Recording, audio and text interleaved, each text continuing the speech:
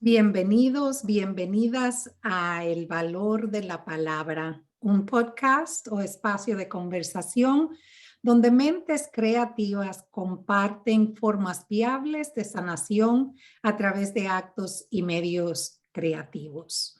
Soy su anfitriona, la doctora Marianela Medrano, fundadora del Centro de Capacitación Palabra, donde la palabra se ofrece como medicina. Mi invitada para este episodio de hoy es alguien muy especial, por lo menos para mí, Gabriela Cordero. Ella es costarricense, comunicadora y publicista. En el 2019 decidió intencionalmente empezar a trabajar para cumplir su sueño de ser escritora. Ella ha vivido en Bogotá, en Miami, y ahí es donde está radicada ahora mismo, y se certificó en esa ciudad de Miami como Inner Mammal Trainer. Ella nos va a decir lo que eso significa más tarde con la doctora Lorena Graciano Bruni.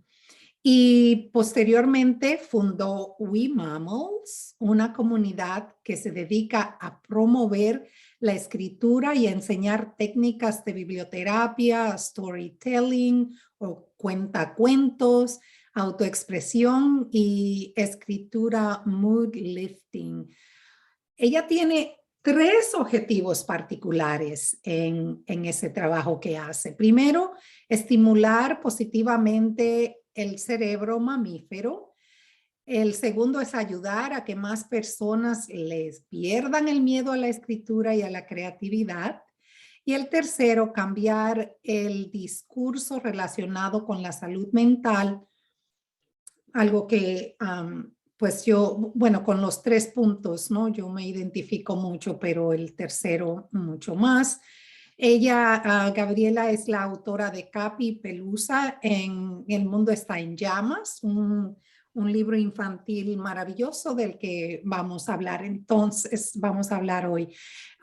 Bienvenida, Gabriela. Gracias Marianela, gracias por esta honorable invitación a tu programa. Yo muy feliz de compartir contigo y con tu audiencia. ¿Qué puedo decir? Mi presentación ya la diste por completo. Aquí estoy siempre con un gran espíritu que me mueve hacia la autoexpresión y hacia promover la escritura como herramienta de sanación. Así que muchas gracias por esta Y así invitación. nos conocimos, ¿no? Tú en esa búsqueda, en la curiosidad, ¿no? De saber lo que se estaba haciendo en diferentes puntos en este país. Correcto. ¿Cuándo te diste cuenta que las palabras tenían poesía? ¿Y cuándo te diste cuenta que esa poesía cura? ¿A qué Bueno, punto de tu vida? Bueno, para serte muy honesta, yo la primera vez que experimenté como esa magia conscientemente fue alrededor del 2015, cuando estaba viviendo en Bogotá. Ahí, por una no casualidad de la vida, fui invitada a recibir un curso de escritura creativa en uno de los empleos que tuve. Y este era un curso de escritura creativa no publicitaria. Yo soy publicista, entonces pues ya vengo del mundo de la comunicación y demás, pero nunca había escrito, digamos, ficción, por así decirlo, o meterme en un rol más de escritura creativa. Cuando hice este curso, al final me di cuenta de que el corazón me palpitaba de emoción, o sea que sentía mucha emoción a la hora de escribir. Y ahí fue cuando escuché por primera vez como esa voz, ese susurro que me decía, uy, aquí hay algo como lindo, como hay algo bonito, ¿no? Y ahora que lo veo para atrás, o sea, en retrospectiva, hago el análisis de dónde viene eso, ¿cierto? Y ahí me di cuenta y empecé a encontrar un montón de cosas que me habían sucedido en la infancia, relacionadas también con la escritura y con las ganas de experimentar a través de la escritura o hacer creatividad a través de la comunicación. Por eso fue que terminé estudiando algo relacionado con comunicación, ¿no? pero no había tenido ese encuentro mágico con la escritura sino hasta 2015. A partir de ese momento no he parado, o sea, he seguido recibiendo cursos, en cuanto a cursos de escritura hay, trato de estar siempre aprendiendo, siempre de estar adquiriendo conocimiento, y así fue como luego en el 2019, por otras razones que probablemente ahora conversaremos más adelante, fue que me reencontré de nuevo con la escritura, porque tuve como un lapsus ahí en donde hice como aprendizaje, como que coqueteé con la escritura, ¿verdad? Mientras seguía con mi empleo y demás, pero en el 2019 eh, ya la voz fue demasiado, como quien dice, me estaba hablando demasiado directo, me estaba hablando, ya no era un susurro, sino era algo que me decía, cuando escribes te sientes bien. ¿Por qué te sientes bien? Tenés que ir a averiguarlo, ¿cierto? Y eso fue lo que pasó. Así fue como eventualmente me contacté contigo, te conocí y bueno, aquí estoy 2 años, casi 3 años después. 3 años después. ¿Y cuánto has hecho? Como te decía anteriormente, esto fue este encuentro con la creatividad y su poder curativo, destapó, ¿no? Algo en ti que parece no tener frenos. Es como que te destapaste. Si miráramos hacia atrás, yo todavía estoy bien curiosa. La niña Gabriela, vamos a decir, de 6, de 7 años, entre 6 a 10, Ujú. ¿qué conexión tenía ella con los libros? Esa parte joven tuya. Mira que con los libros, a mí lo que me gustaba era más estudiar. No Mm, leía tanto ujú. temas como de fantasía o de ficción, ni poesía siquiera. Para mí era como los libros, a mí lo que me gustaba era aprender cosas. Eh, lo que sí me gustaba mucho era la autoexpresión a través de pintura, a través de, por ejemplo, creaba guiones para obras de teatro con mis primas siendo pequeña, guiones de programas de radio. eh, Me encantaba intercambiar correspondencia, me encantaba escribir largo. O sea, siempre no tuve una relación tan estrecha con el tema de las historias como tal o de la poesía como tal, sino que eso se me fue como despertando más adelante. Eh, También porque caí en cuenta que era una parte muy importante para poder desarrollarme como escritora, pero siempre era como más bien una necesidad de sacar, de sacar de mi cuerpo y de sacar de mi mente las cosas que estaba experimentando. Y es maravilloso,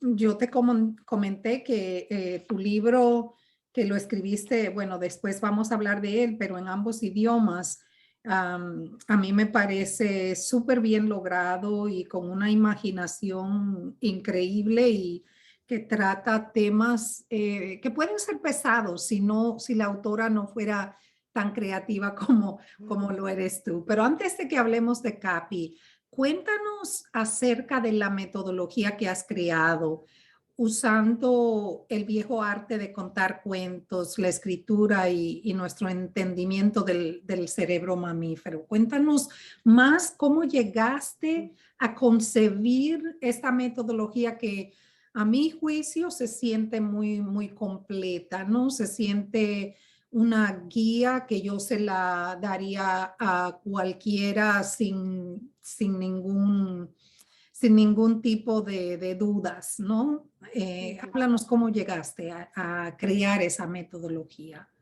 tan Perfecto, específica. gracias. Sí, esto es la otra parte de la historia. En el 2019, cuando llego a Estados Unidos, llego por una oferta laboral que le ofrecen a mi esposo. Pues mi intención era venir a trabajar, igualmente así como estaba trabajando en Bogotá, en mercadeo publicidad, pero tuvimos un pequeño inconveniente y fue que la visa que me otorgaron es una visa que se llama Companion Visa, que no me permite emplearme. O sea, puedo hacer mis proyectos y mis cosas, pero no me permitía emplear. Entonces, al principio, digamos que para mí fue ah, como agridulce, Ujú, porque de alguna manera yo sí quería venir a trabajar acá, lo que yo pues ya trabajaba, y dulce porque al final de cuentas dije, bueno, no me caería mal unas vacaciones en Miami por un tiempo indefinido. Entonces, yo ya sabía más o menos que estar desempleada podía ser un tema, porque cuando me fui a vivir a Bogotá pasé 4 meses sin trabajar, pero estaba lista como para ese momento porque sentía que me lo merecía. Entonces yo dije, bueno, no, perfecto, nos vamos, ahí veo qué hago. Pero ese ahí veo qué hago terminó convirtiéndose en una pesadilla en que no me di cuenta, en ujú, qué momento me metí en esa pesadilla. ujú. Entonces yo llegué a los Estados Unidos súper contenta, empezaron a pasar las semanas y yo todavía me sentía turista, y en un abrir y cerrar de ojos me di cuenta que habían pasado meses y yo, la verdad, estaba, como me gusta decirlo, despellejándome la piel, estaba metida en el agua hirviendo y no me había dado cuenta de en qué momento sucedió eso. Ah, Para no cansarte con el cuento, eh, ese fue un periodo en donde finalmente yo empecé a presentar síntomas físicos como unas migrañas horribles, ujú, insomnio, eh, ataques de pánico, palpitaciones, sudoración, un montón de cosas. Y lo que yo hice en ese preciso momento fue, bueno, no, pues algo está pasando, hay algo mal, tengo que ir a revisarme al médico, ¿no? Y cuando me fui a revisar al médico, yo le dije, doctora, yo me siento mal, haga algo por mí. La doctora me hizo los exámenes de rigor, ¿no? Afortunadamente todo salió perfecto, porque yo tenía unas migrañas, pero yo decía, yo lo que tengo es algo en la cabeza. Y me sentó, todo salió perfecto, pero sí le voy a dar un diagnóstico. Usted lo que tiene es depresión y ansiedad. Cuando a mí me dan este diagnóstico, ella también me manda con ansiolíticos y con medicamentos y además a recibir terapia. Perfecto. Los medicamentos me hicieron, al, al cabo de un poco tiempo, me ayudaron a dormir mejor. Recibí terapia, cosa que, digamos, a mí me gusta todo el tema relacionado con la terapia, pero los síntomas no cesaron, digamos, como que inmediatamente, no es una cosa mágica, ¿cierto? Lo único que mientras todo eso pasaba como en un universo paralelo, es que cuando la voluntad me daba permiso, yo me sentaba a escribir. Entonces, por un lado, viví como un náufrago, una náufraga, en un abismo en el que me estaba yendo por ese abismo, y por otro lado, sentía que tenía como un remo de vez en cuando, que era lo único que realmente me hacía sentir a flote. Entonces, ahí fue donde yo me empecé a cuestionar como, venga, aquí hay algo raro, aquí hay algo importante porque, ¿qué es esto que cuando yo escribo, yo me siento mejor? Entonces, la pregunta que se me vino en ese momento fue, quiero entender lo más objetivamente posible qué es lo que pasa en mi cerebro que hace que yo me sienta bien cuando escribo. Y así fue como empecé digamos, esa fue la pregunta que me paró de la cama, básicamente. Me dio como un nuevo aire, como un nuevo respiro. Y yo dije, yo tengo que averiguar qué es lo que pasa en mi cerebro qué hace que me sienta mejor cuando yo escribo. Y a partir de ese momento empecé a tocar puertas, empecé a leer al respecto. Eh, Ahí fue cuando me enteré que existía la biblioterapia. Ahí fue cuando me enteré que existía la escritura como terapia también. Así fue, de hecho, la forma en la que llegué a conocerte en un viaje a Nueva York que hice y te fui a visitar a Connecticut. Y entre todas esas cosas que me encontré con esta rama de la psicoterapia, que aborda la palabra y la escritura como un medio de sanación, también por otro lado llegué hasta la doctora Loretta Graciano Bruning, quien ella, ella explica, o ella mejor dicho, ella ha estudiado el comportamiento mamífero para asociarlo, compararlo con nuestro propio comportamiento. De manera tal que de forma muy sencilla te hace entender por qué pensamos como pensamos, por qué sentimos como sentimos, por qué nos actuamos como actuamos, y que todo se debe a nuestra naturaleza mamífera que se combina con el hecho de ser humanos, ¿cierto? Entonces, básicamente eso, la teoría viene diciendo que cualquier parecido con la realidad es pura coincidencia. Lo que vemos en los animales, lo vemos en nosotros mismos, con la ventaja y a veces desventaja de que podemos utilizar nuestro raciocinio para hacer cosas buenas o cosas malas, o para hacernos sentirnos mejor o para hacernos sentir peor. Entonces, toda esta teoría, el espectro de posibilidades que me abrió fue darme cuenta específicamente cómo es que la escritura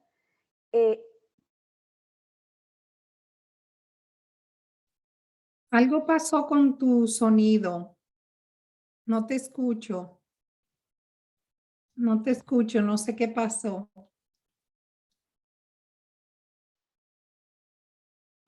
a ver, Ah, ok, ya ya, volviste. perdón. Sí. Entonces, recapitulo, lo que esta teoría me dio a entender o me construyó una base metodológica para entender verdaderamente qué es lo que pasa en el cerebro cuando uno escribe. Y básicamente es, bueno, pasan muchas cosas, pero en resumidas cuentas, a la hora de escribir, el cerebro libera neurotransmisores que nos hacen sentir bien, que nos sacan que apaciguan la liberación de cortisol y más bien elevan la liberación de otros químicos y otras hormonas que hacen que nos sintamos mejor.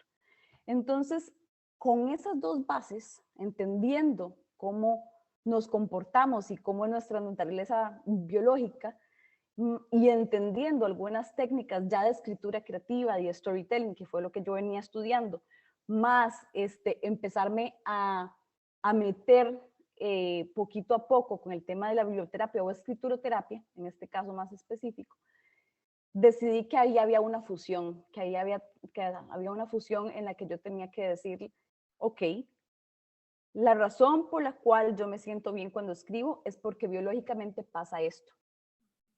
Y además de eso, como una cosa que es muy importante, que me devuelvo ahí un momento, es que yo entendí a partir de ese instante que mi salud mental también tenía que ser un tema que debía tratar de forma proactiva y no reactiva.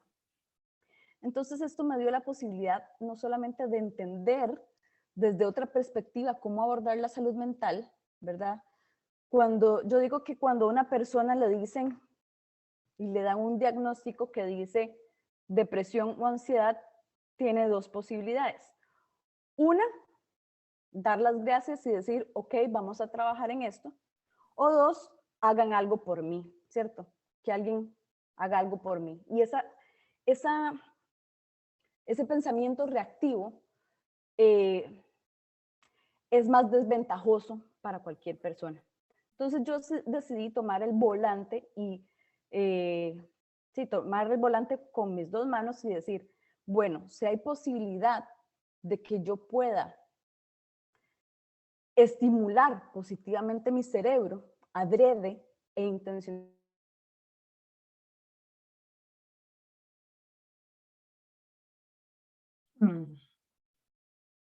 Te volví a perder, Gaby.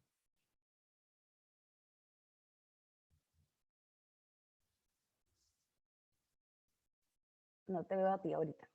Ah, te perdí, pero ahora ya te escucho de nuevo. Ya ahora sí. ¿Me escuchaste? ¿Qué fue lo último que dije? Que así fue como nació WeMamels. Exacto. Sí. Lo que te iba a decir entonces, puntualizando eso, es que estos tres ejes, estos tres focos de atención salieron de que en realidad la curiosidad no mató a la gata, la curiosidad la salvó, ¿no? Correcto. Y es esa curiosidad por articular lo que nos está pasando, es parte de lo que desata a estas hormonas del sentirnos bien, a tu juicio. Correcto, correcto. ¿Qué es lo que pasa? En la naturaleza, ¿cierto? Cualquier individuo, llámese, no sé, un mono, lo que quieras, cualquier animalito, para poder conseguir a dónde tomar agua o para poder treparse a un árbol para conseguir una fruta, necesita de una experiencia previa que le haya dicho, aquí hay una fruta. Y para que ese animalito se suba en ese árbol, necesita de estimulantes. Y esos estimulantes son esos neurotransmisores que le dicen, si sigues trepando, te vas a encontrar con la recompensa y con la satisfacción de encontrarte una fruta, ¿cierto? Entonces, eso es lo que lo motiva a él. Eso es lo que se llama dopamina. En el caso de la escritura, sucede lo mismo. Cuando uno está escribiendo y al final ve plasmado sus pensamientos, sus sensaciones, sentimientos en un contenedor, llámese una hoja o un computador, el cerebro lo reconoce como un logro. Pude poner una creación mía en un lugar en donde es visible, la pueden captar mis sentidos, mis ojos, por ejemplo, y la puedo resignificar. Y eso es un logro. Ya no anda en mi cabeza dando vueltas, sino que ahora está aquí. Y eso lo reconoce como un logro. Entonces, el primer neurotransmisor que se libera al escribir es la dopamina. Sí, y lo que estoy pensando es de que, bueno, primero eso de que se crea un receptáculo, ¿no? Para agarrar y que entonces se da un mecanismo creativo, porque entonces alguien diría, bueno, pero ¿cuál es la diferencia entre ir donde un psicólogo y hablar y esta acción de escribir? ¿Qué es la diferencia? Sí, para mí son dos cosas relevantes que no se pueden hablar en términos absolutos, ¿cierto? Porque hay depresiones de depresiones y ansiedades de ansiedades, ¿no? Entonces, y para cada persona la experiencia tiende a ser completamente distinta, el espectro es muy amplio. Lo que yo sí recomiendo es que cuando uno se empieza a sentir medio, a veces uno no se da cuenta hasta que ya, ¿verdad? Ya se quemó. Pero en el momento en que se es consciente de eso, o se empieza uno a sentir como medio que las cosas no están bien, una herramienta como la escritura es completamente válida. Tanto la escritura terapéutica como la escritura creativa. Ahora, cuando estamos hablando de algo mucho más grave, como por ejemplo un estrés postraumático, una pérdida o momentos muy calantes dentro de la vida de cualquier persona, por supuesto que mi recomendación es que lo haga al lado de alguien que le pueda ayudar, de un terapeuta, ¿cierto? Claro, a la par. A la par, a la par. Ujú. De hecho, cuando con una de estas ejemplos que te puse, pues no es tan conveniente que uno se la pase metido en su propia cabeza todo el tiempo, como estar escribiendo uno con uno mismo, y ese juego tampoco es completamente recomendable, ¿no? Necesita uno eso que acabaste de decir, esa confesión, también esa poderlo hablar con alguien más. Pero, sin Es embargo, el como darlo, ¿no? El darlo, es el entregarlo, el ponerlo en el lugar fuera del yo. correcto. Y eso también tiene Ujú. otra perspectiva biológica, y es que Mm, todos los seres, bueno, todos los mamíferos se mm. comunican entre sí para expresar sus necesidades. Entonces, necesidades de seguridad. Entonces, por ejemplo, cuando otro animalito hace sonidos, se está comunicando con el otro para saber si hay comida, si hay algún depredador, si el ambiente está seguro, porque tienen una necesidad. Igual nosotros, cuando nacemos y llegamos a este mundo, lo primero que hacemos es llorar. Y esa es nuestra primera manifestación de autoexpresión para decir, necesito ayuda, necesito sobrevivir, ¿cierto? Entonces pasa lo mismo con la confesión, es decir, con hablar con alguien y con escribirlo también. Lo que pasa es que la escritura es un proceso más individual que luego puede ser compartido con un especialista, ¿correcto? Claro. Tú hablabas de la cuestión de, no, las diferentes variables, de que si una persona tiene, vamos a decir, un trauma, una situación que ha sido difícil de sobrellevar, hay que tener cierta precaución.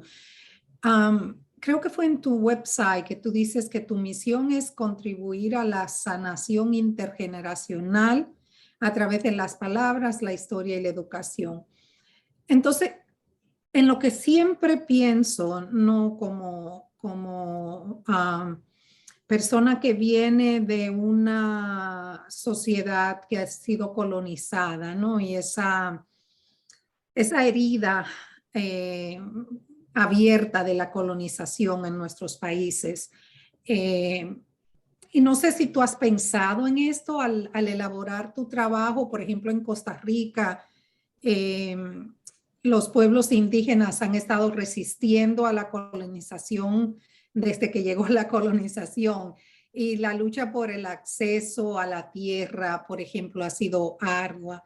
Y a pesar de que Costa Rica tiene unas 8 comunidades indígenas, el reconocimiento ha tenido muchos altos y bajos. Entonces, cuando tú piensas en esa herida de la colonización, en ese dolor que se ha ido pasando de una generación a la otra, ¿qué tanto has pensado y no sé, o sea, no tienes por qué pensarlo, pero me estoy preguntando si tu trabajo se encamina hacia ese foco, ¿no? De dónde vino la primera disyuntiva, la primera ruptura, ¿no? La primera herida intergeneracional.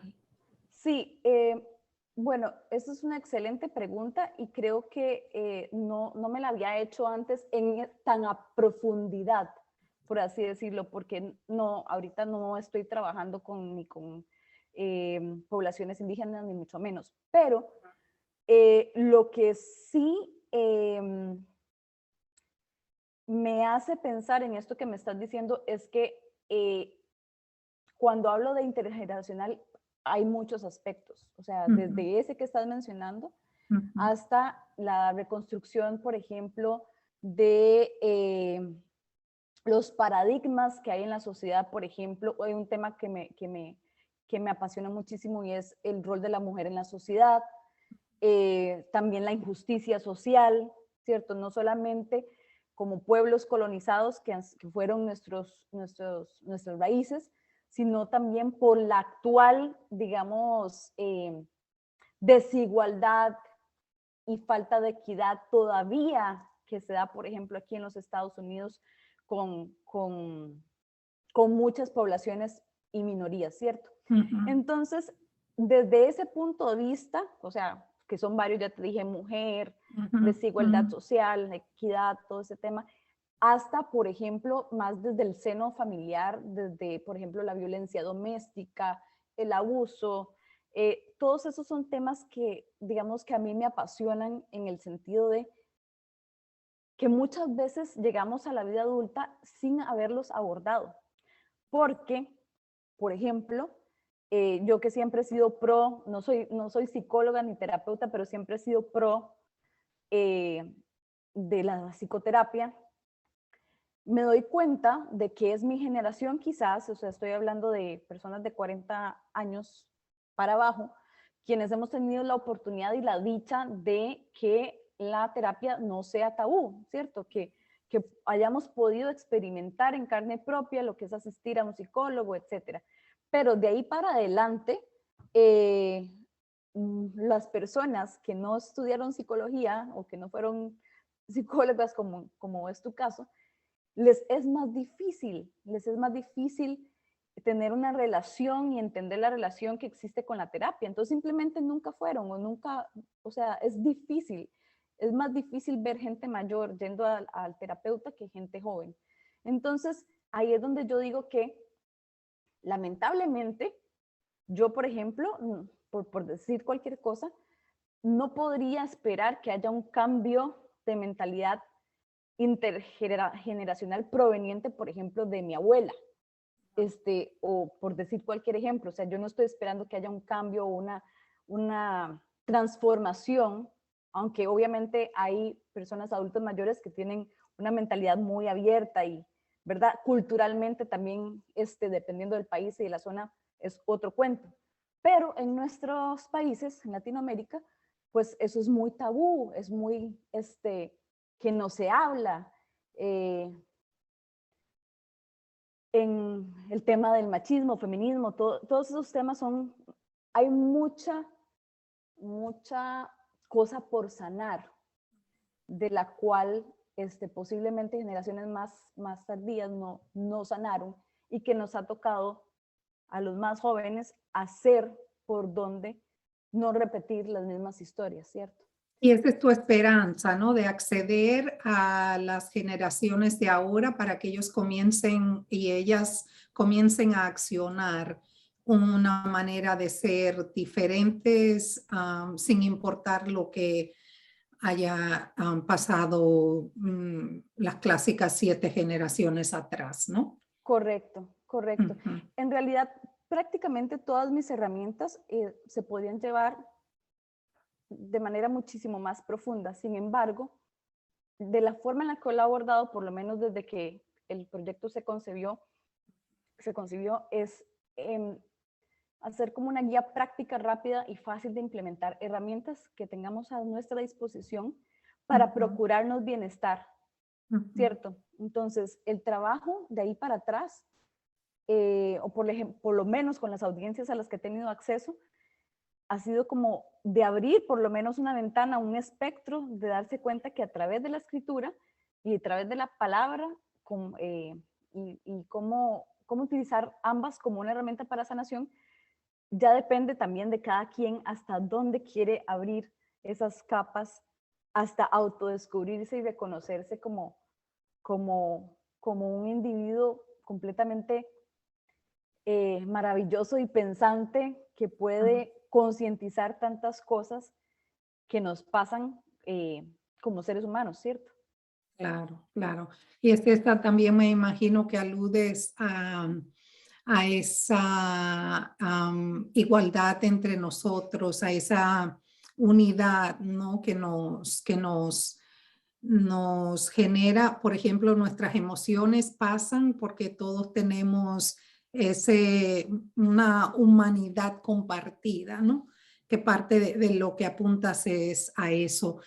Háblanos un poquito, porque en leyendo a Capi hay una conciencia ambientalista muy clara que, bueno, yo pienso, tú dices que no has pensado mucho en la cuestión del colonialismo, pero la cuestión del medio ambiente, el desastre, los desastres que estamos viviendo, tiene un pie sentado ahí, ¿no? En cómo nuestras comunidades indígenas, que eran tan sabias, que conocían tanto la tierra, fueron desplazadas y vinieron personas que no tenían ninguna idea de cómo lidiar con nuestro medio ambiente y todavía estamos pagando las consecuencias. Pero bueno, háblanos de cómo surgió CAPI.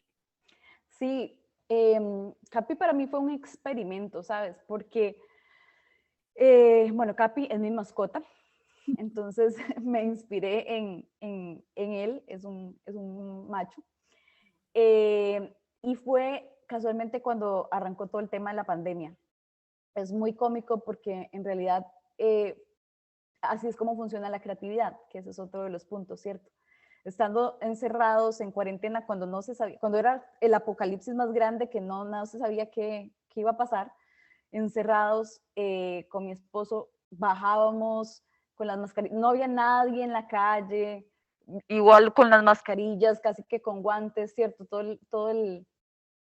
Todo ese ambiente, y caminando por una zona urbana empecé a notar, bueno, y eso pasó en todo el mundo, ¿no? Cómo llegaban ciertos animalitos que normalmente uno ni les presta atención.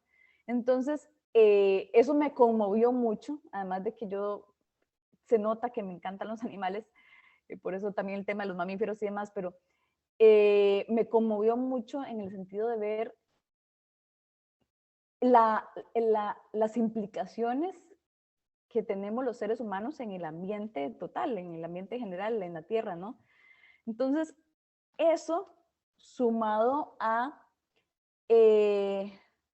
una conciencia plena de querer que este planeta llegue a manos de otras personas en mejores condiciones, hizo a través de un ejercicio que estaba haciendo de escritura creativa, que me tocaba hacer ese día, hizo que este cuento saliera como por arte de magia, que eso como a mí me gusta decir cuando escribo, que hay cosas que uno no sabe que tiene adentro y aparecen como por arte de magia, ¿cierto? Y así fue como nació Capi, que está situado en Miami, con los animales que verdaderamente estaban en ese contexto, y tiene un mensaje educativo que para mí es muy importante cuando se habla de literatura infantil, que no es hacerla por hacerla, sino que tenga algún mensaje, ¿cierto? Y este libro, que aquí lo tengo, sé que tú lo tienes también por ahí, pero Sí. el libro, que además fue muy chistoso porque la que salió de primera fue la versión en inglés, cosas que hace también el cerebro.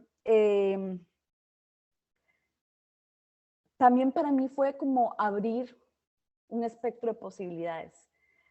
¿Por qué? Era mi primer, bueno, es mi primer libro publicado. Nunca antes había escrito literatura infantil y de alguna manera para mí representó el quitarme ese síndrome del impostor y decir que yo estaba en la capacidad de no solamente de escribir para mí misma, sino de escribir y publicar algo que tuviera un propósito claro y que pudiera ayudar a otras personas, que en este caso pues es un libro de ficción educativa sobre el medio ambiente. Entonces, después de haber pasado por ese proceso creativo, pues pude darme como una licencia de decir, vamos para adelante, no hay que coartarnos nuestra autoexpresión por el que dirán, sino simplemente de ser lo suficientemente valientes para darle paso a nuestras palabras y ponerlas en el mundo. Y, o sea, el libro es educativo sin caer en lo didáctico, que es lo que me gusta. No es aburrido, no es un libro que nos, ay, Dios mío, ok, el ozono. Lo haces con una creatividad que me imagino atrae a los niños y las niñas, los mantiene interesados. Pero la otra cosa que a mí también me gustó muchísimo es el tratamiento que haces sobre los géneros, en este cuento específicamente. Por ejemplo, el personaje de la comandanta Gata. ¿Qué estabas tú pensando cuando creaste el personaje de la comandante Gata? Bueno, esa es una mezcla extraña y medio política que no voy a hacer tanta énfasis en eso, pero sí, efectivamente, eso es otro punto. Para la creación de personajes, como bien lo dijiste, no es didáctico, así como de vamos a aprender 1, 2, 3, sino es una historia, y a eso me refiero con, por ejemplo, los talleres de storytelling que doy, es relatar algo que sea entretenido y a la vez estar transmitiendo un mensaje. Volviendo a la comandante Gata, una cosa que mencionaste que me parece muy relevante es, yo quise también darle roles no estereotipados a los personajes por género. Entonces, quise que, bueno, aunque mi protagonista es macho, quise darle también un papel importante a su mejor amiga, que en este caso es mujer. Quise darle también otro rol distinto a la villana, que en este caso es una mujer. Pero si ves Simone Birds, que es la mejor amiga de Capi, ella tiene un rol de heroína, Conciliatorio. de conciliatorio, de líder, etc. Y para mí era muy importante también, de alguna manera, no caer en los estereotipos de siempre y darle un rol importante a la figura femenina en este caso. También, por ejemplo, la inclusión de esa mezcla entre latinos y norteamericanos aquí en Miami, que hay un personaje que habla español y entre todos se entienden. Entonces, realmente es una mezcla de todos. Cuando dice esos personajes, la comandante Gata, para no meterme en esos otros temas más polémicos, me imaginé, no sé si vieron la serie que se llama Handmaid's Tales de Margaret Atwood, pero no sé en el libro, pero en la serie televisiva hay una señora que se llama Aunt Lydia, y para mí ella es la comandante Gata. Entonces, así es como figura la creatividad, ¿no? La extracción de una cosa por aquí, la extracción de otra cosa por allá, y cómo se junta de manera que se cree algo completamente diferente. Y otra cosa que me llama la atención y me afirma, ¿no? En lo que digo de que es un libro muy bueno, que es que adjudicas una responsabilidad de ser guardianes del planeta para todos. Chicos, grandes, hay como ese mensaje, ¿no? De que la responsabilidad es de todos y Sí, en todas partes del planeta, porque hay alguien en Australia que está dando, que está dando reportes, o sea, es un libro, a mí me parece muy bien pensado, ¿no? muchas gracias. Sí, ahora que lo mencionas también, esa otra parte es chistosa porque una de las cosas que yo quería también dar a entender era pues la resolución, no la voy a contar toda, pero el tema de desconectarnos para conectarnos en lo importante. Entonces ahí hago mención también al contexto en el que estamos inmersos actualmente, de estar 24/7 conectados y pendientes de un aparatico, mientras deberíamos estar pensando en lo importante, ¿no? Salvar a Y la Pachamama. exacto, exacto. Y parte de todo esto posiblemente sean temas que eventualmente como escritora me quisiera seguir trabajando, porque parte de las premisas también con las que nace Wimamals, que además nace más o menos en media pandemia, era el bombardeo informático de cosas solo negativas, negativas, negativas, negativas todo el tiempo. Entonces, por ejemplo, uno de mis valores es tratar de compartir cosas que sean más positivas, aunque no se puede tapar el sol con un dedo y sabemos que hay muchas cosas pasando negativas todo el tiempo. ¿Qué tal si lo que hacemos es más bien promover buenas noticias y promover cosas que sean educativas y promover cosas que sean bonitas de ver, ¿no? En vez de estar pensando en lo malo. Y esa es otra cosa que la he aprendido e implementado en el camino.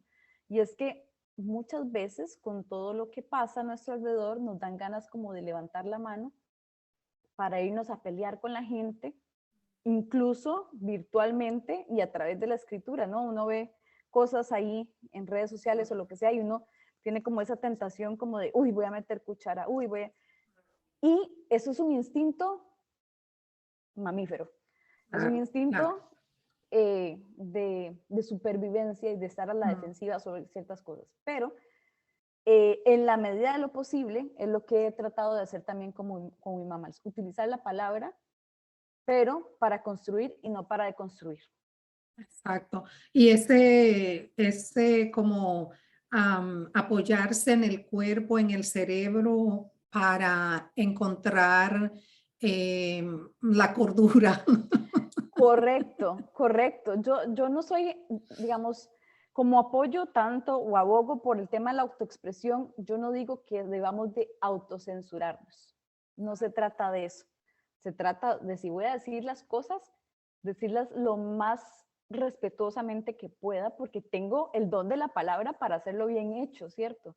Exacto. Entonces, necesidad y ganas de explotar o decir las cosas que uno cree que las demás personas se merecen escuchar, esa necesidad es completamente natural y es válida. Pero gracias a nuestro cerebro también tenemos la oportunidad de decir, ¿cómo pongo esto en mejores palabras? Y utilicemos la comunicación en vez de la violencia, ¿cierto? Perfecto. ¿Hay algo, Gabriela, que yo no te he preguntado que quieres que la audiencia conozca de ti, de este proyecto? ¿Cómo quieres cerrar nuestra conversación? Sí, gracias, gracias, te agradezco mucho el espacio y la pregunta.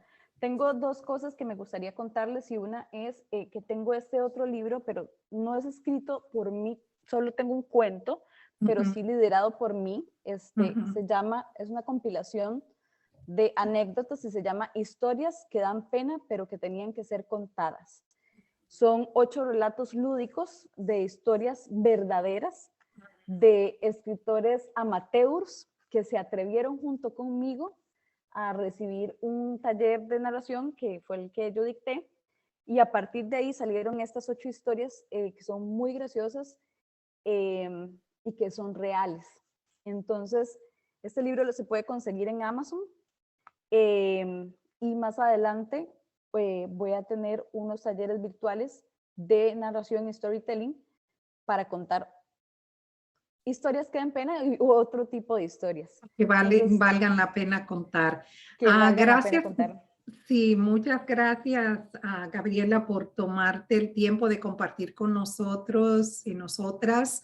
Yo que te he visto emprender, tomar el vuelo y volar con tanta gracia y certitud, te agradezco infinitamente que me hayas regalado este tiempo porque yo quería compartir tu experiencia con nuestra audiencia. No, muchísimas gracias por la invitación de nuevo. Para Bueno, mí es un placer estar aquí y poder ayudarles eventualmente con cualquier cosa. gracias por acompañarnos hoy. Les espero en otra entrega del Valor de la Palabra. Pueden acceder a nuestro podcast en YouTube. Es la manera, aunque está en todos, en Anchor y todas esas plataformas. Así es que muchas gracias y nos vemos en la próxima conversación.